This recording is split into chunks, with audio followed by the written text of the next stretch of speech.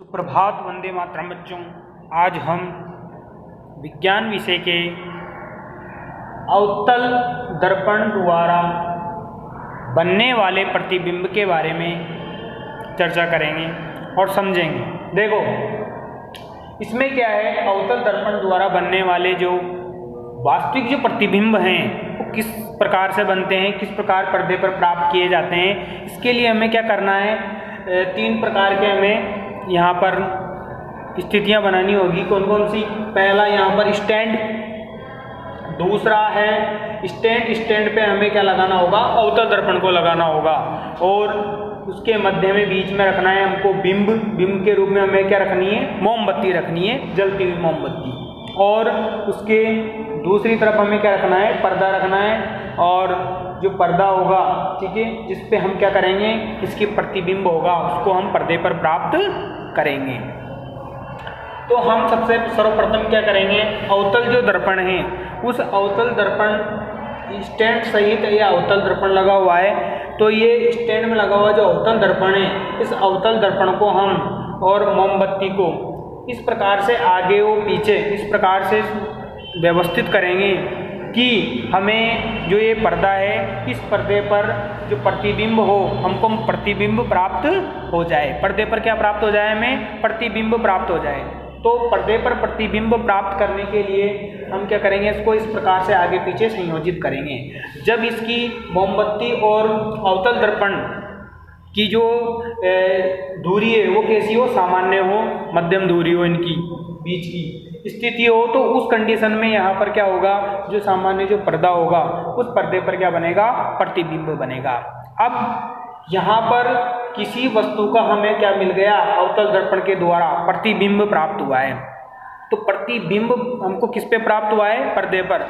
जब हमें पर्दे पर प्रतिबिंब प्राप्त होता है तो पर्दे पर बनने वाला जो प्रतिबिंब होगा वो हमेशा कैसा होगा, वास्तविक होगा।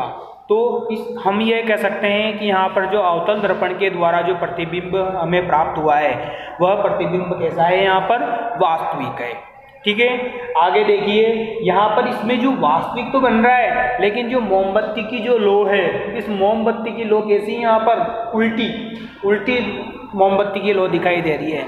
इससे हम ये कह सकते हैं कि इसमें प्रतिबिंब तो पर्दे पर प्राप्त हुआ, तो ये वास्तविक प्रतिबिंब तो बना, लेकिन वास्तविक के साथ में कैसा बना, ये उल्टा प्रतिबिंब बना है।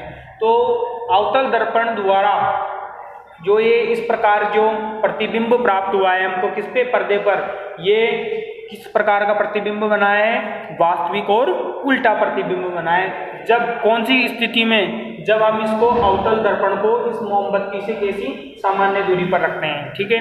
लेकिन इसमें ही अगर हम इस प्रकार की कंडीशन, इस प्रकार का स्थिति परिवर्तन करें इसकी, इसको कैसे मोमबत्ती के अत्यंत निकट ले जाया जाए, तो उस स्थिति में यहाँ पर क्या होगा, जो हमारा पर्दा है, उस पर्दे पर क्या होगा, प्रतिबिंब प्राप्त नहीं होगा।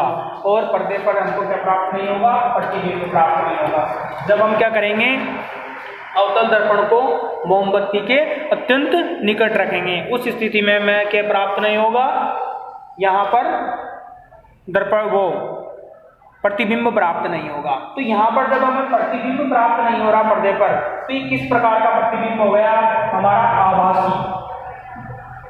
कौन सा प्रतिबिंब हो गया बच्चे, आभासी प्रतिबिंब हो गया हमारा, ठीक है।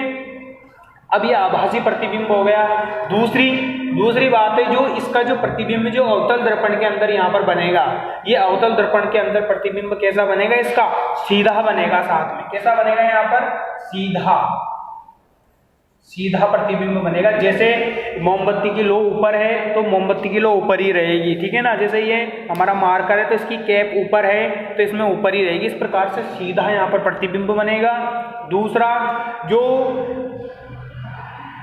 ये जो बिंब होगा, यानी कि जो मोमबत्ती है, इस मोमबत्ती की जो लो है, ये कैसी बनेगी, बड़ी बनेगी। यानी कि यहाँ पर जो हमारा प्रतिबिंब बनेगा अवतल दर्पण पर, वो प्रतिबिंब भी कैसा बनेगा, हमारा यहाँ पर बड़ा प्रतिबिंब हमको प्राप्त होगा। तो इस प्रकार से हम कह सकते हैं कि अवतल दर्पण द्वारा दो प्रकार की स्थितियाँ यहाँ पर हमको प्राप्त होती है।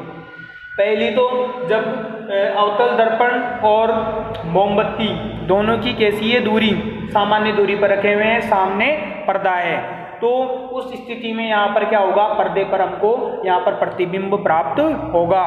इसलिए हम कह सकते हैं ये प्रतिबिंब वास्तविक होगा।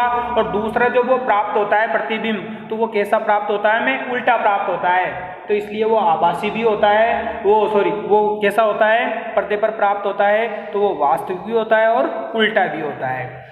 लेकिन जब इसको क्या करते हैं, यहाँ पर इसको नज़दीक लेके आते हैं मोमबत्ती के, तो उस स्थिति में यहाँ पर पर्दे पर हमको किसी भी प्रकार का कोई प्रतिबिंब प्राप्त नहीं होता।